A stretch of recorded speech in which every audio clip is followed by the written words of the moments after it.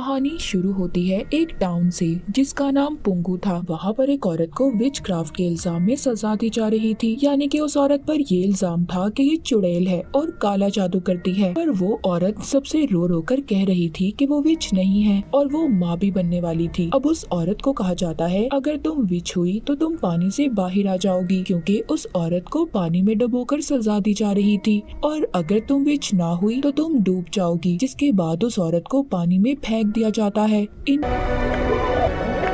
सब में उसका हस्बैंड भी था, जिसको गांव वालों ने बहकाया था कि तुम्हारी बीवी एक विच है। अब कुछ देर के बाद वो औरत डूब जाती है, जिससे अब सबको ये तो पता चल गया था कि वो विच नहीं थी, पर जब तक बहुत देर हो चुकी थी। अब जब वो औरत डूब जाती है तो उसका हस्बैंड कश्ती में अपनी बीवी का लॉकेट देखता है जो चमक रहा था। अब जैसे ही लॉकेट उठाता है मौसम अजीब होने लगता है और वहाँ पर बहुत बड़ा तूफान आ जाता है। यहाँ से सब लोग अपने अपने घर चले जाते हैं। जिसके बाद हमें 300 साल बाद का वक्त दिखाया जाता है। हम ग्रेस नाम की एक लड़की को देखते हैं जिसको रास्ते में चलते हुए एक विच चुड़ैल दिखाई देती है। तभी उसके पास उसकी दोस्त आती है और विच वहाँ से गायब हो जाती है। अब हमें यहाँ पर पता चलता है कि ग्रेस भी उसी औरत की नस्ल में से थी जिसको 300 साल पहले विच क्राफ्ट के इल्जाम में सजा दी गई थी। उसका हस्बैंड बिल्कुल भी अच्छा आदमी नहीं था, वो ग्रेस को बहुत मारता था। इन्हीं बातों से तंग आकर उसने अपने खानदानी घर में रहने का फैसला किया था। अब अगले दिन हम दो आदमियों को देखते हैं जिनमें से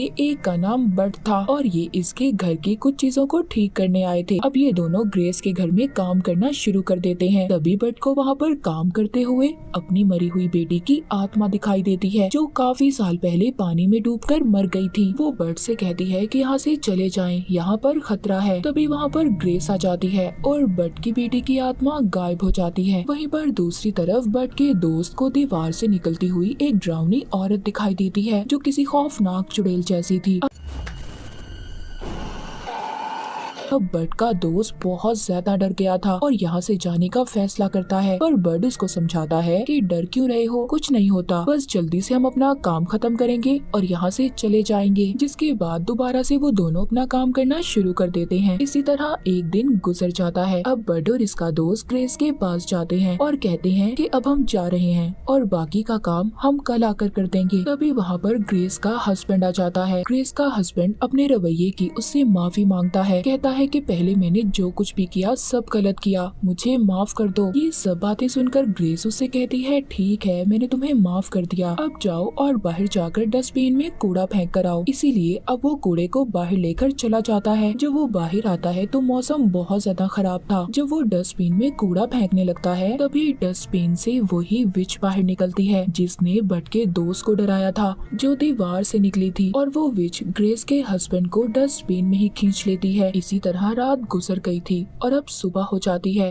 पर ग्रेस का हस्बैंड वापस नहीं आता। सुबह को जब बट और उसका दोस्त अपना बाकी का काम करने ग्रेस के घर आते हैं तो वो बहुत ज्यादा घबराई हुई थी और उनको अपने हस्बैंड के बारे में बताती है। तभी अचानक बट के दोस्त की नजर डस्टबिन पर पड़ती है जो खून से भरी हुई थी। जब ये तीनों पास जाकर देखते हैं तो वहाँ पर ग्रेस के हस्बैंड की लाश थी जो मर चुका था। ग्रेस ये सब देखकर बहुत ज्यादा डर जाती है। इससे पहले ये तीनों वहाँ पर कुछ और सोच पाते, उधर मौसम अचानक से खराब होने लगता है। इनकी तरफ बहुत ही भयानक तूफान बढ़ रहा था। ये तीनों डरकर घर के अंदर जाकर छुप जाते हैं। ये देखते हैं उस तूफान में एक खौफनाक आदमी ग्रेस की खिड़की से चिपक जाता है। ये उसे देखकर टेबल के नीचे छुप गए थे। तूफान के खत्म होने के बाद जब ये बाहर आते हैं तो देखते हैं उस तूफान से ग्रेस के घर को कुछ भी नहीं हुआ था और बाहर का सारा माहौल भी बिल्कुल ठीक था। पर उस तूफान के बाद किसी के भी फोन में नेटवर्क नहीं था।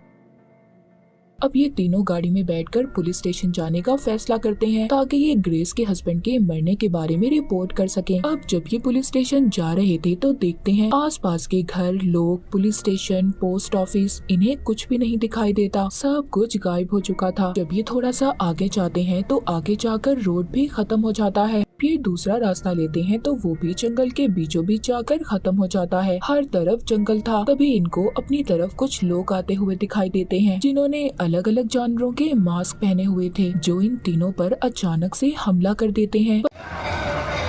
पर पर बड इन पर गोलियां चलाता है और इनमें से 2 लोगों को मार देता है। अब जब ये मास्क हटाकर देखते हैं तो ये मरी हुई जिंदा लाशें थी। इनका चेहरा किसी कंकाल जैसा था। अब इतना अजीब सब कुछ देखने के बाद ये वापिस से घर जाने का फैसला करते हैं। वापिस ग्रेस के घर आते हैं तो इन्हें पता चलता है कि घर की बिजली पानी सब बंद हो गया था और हर तरफ इनको जंगल ही नजर आ रहा था। तीनों बहुत ज्यादा परेशान हो जाते हैं और अपने पास अलग अलग किस्म के हथियार रख लेते हैं। तभी हम यहाँ पर ग्रेस को देख पाते हैं जिसके गले में बिल्कुल वैसा ही लॉकेट था जैसा 300 साल पहले उस औरत के हस्बैंड को मिला था, जिस औरत को सजा देकर मार दिया था। जब ये रात को खाना खा रहे थे तभी ग्रेस बातों ही बातों में बताती है, क्या पता हम किसी टाइम ट्रेवल में फंस गए हों, वक्त का सफर कर रहे हों। अब ये उनको इन्हीं बातों पर अपनी रिसर्च दिखाती है जिसके बारे में इसने अपनी किताब भी लिखी थी, जिसमें बिग बैंग और ब्लैक होल के बारे में लिखा था। हम ग्रेस के गुजरे हुए वक्त को देखते हैं जहाँ पर हमें पता चलता है कि ये एक साइंटिस्ट थी और इसने ब्लैक होल के बारे में बताया था कि ब्लैक होल आसमान पर दिखने वाला काला सुराग अपने अंदर पूरी दुनिया को समा सकता है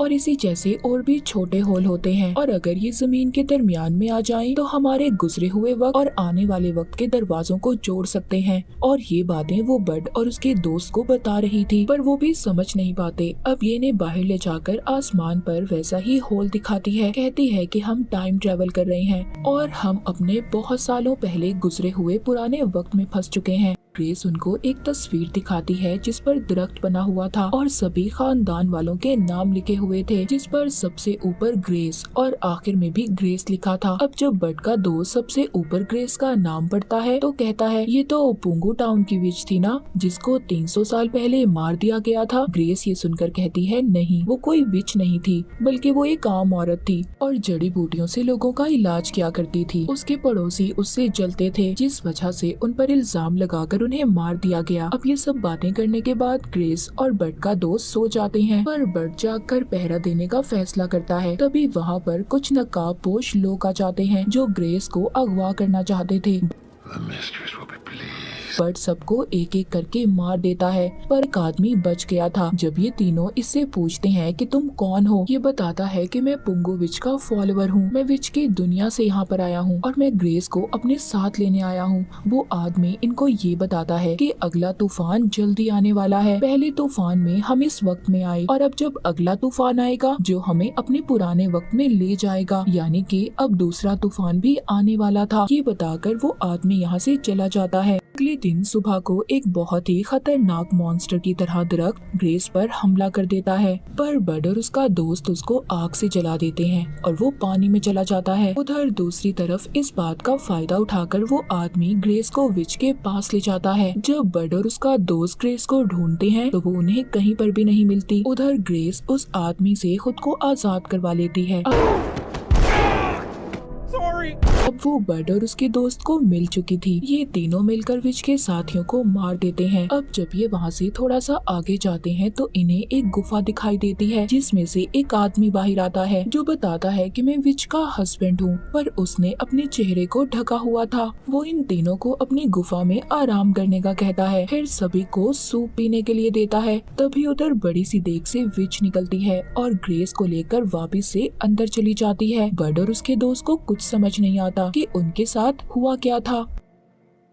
बड विच के हस्बैंड से पूछता है कि तुमने ऐसा क्यों किया, हमें धोखा क्यों दिया तुमने। वो कहता है कि मैंने कुछ नहीं किया, सब विच ने किया है। वो लोगों पर आंख और कान से नजर रखती है, इसीलिए मैं हमेशा अपना चेहरा छुपा कर रखता हूँ और विच को तुम्हारी वजह से सब पता चला है कि तुम कहाँ पर हो। तुम फिक्र नहीं करो, मैं ग्रेस को वापस लाने में तुम्हारी मदद करूँगा, क्योंकि ये भी जानता था कि विच इसकी बीवी अच्छी औरत नहीं थी और बदले की आग में सबको खत्म कर देना चाहती थी। जिसके बाद ये वहाँ पर उन्हीं मॉन्स्टर को बुलाता है जो बड़े बड़े पेड़ जैसे थे। तभी बड का दोस्त देखकर इन्हें डर जाता है क्योंकि इन्होंने इनमें से एक को चलाकर मारा था। पर विच का हस्बैंड कहता है कि ये तुम्हें कुछ नहीं कहेंगे। अब ये इनकी मदद से विच के किले में जाते हैं जहाँ पर बड और उसका दोस्त दरवाजे पर हमला करके उसे उड़ा देते हैं। इधर विच ने ग्रेस को कैद किया हुआ था। अब हमें पास्ट में गुजरे हुए वक्त में 300 साल पहले वही औरत दिखाई जाती है जिसको विच कहकर मार दिया गया था। वो दरअसल मरी नहीं थी, तैर कर पानी के दूसरी तरफ आ जाती है। फिर उसके यहाँ बच्चा पैदा होता है। अब जब वो मरने वाली थी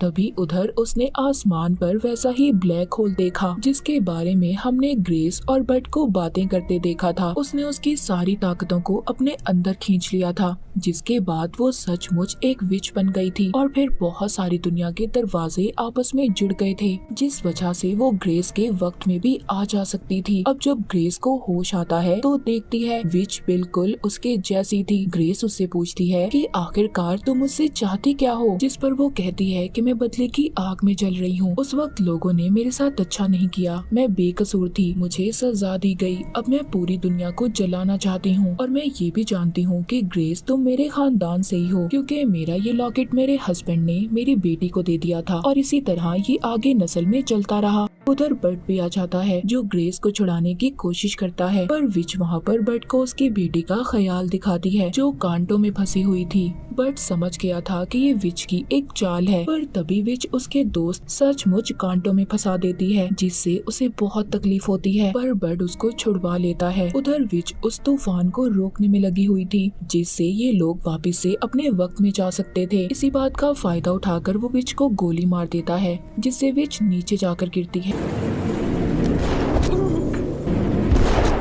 और मर जाती है। तूफान आने ही वाला था, बट अपने जख्मी दोस्त और बेहोश ग्रेस को तूफान तक लेकर जाता है। उधर विच का हस्बैंड उस पर तेल डालकर आग लगा देता है। अब वो तीनों भी उस तूफान में फंसकर टाइम ट्रेवल करके अपने वक्त में आ गए थे, बट अपने दोस्त को एम्बुलेंस में हॉस्पिटल भेज देता है। जिसके बाद वो ग्रेस से कहता है, मैं यकीन नहीं कर पा रहा कि मैंने टाइम ट्रेवल किया है। ग्रेस कहती है कि दुनिया में ऐसी अजीब चीजें होती रहती हैं, और तभी बट देखता है कि उसके पास बड़ा पौधा अचानक से बड़ा हो जाता है, और जब वो ग्रेस को देखता है तो उसका लॉकेट चमक रहा था। मतलब अब उस विच की आत्मा ग्रेस के अंदर थी, जो कि अपने वक्त से यहाँ पर आ गई थी, यानी कि ग्रेस के वक्त में। मूवी के आखिर में ग्रेस विच की मूर्ति के पास जाती है, वहाँ पर उसके हाथ से फूल लेकर चली जाती है। अब आगे ये विच ग्रेस के अंदर रहकर क्या करेगी? क्या ये अपने बदले के लिए सब कुछ खत्म कर देगी? इसी सवाल के साथ ये मूवी यहीं पर खत्म हो जाती है।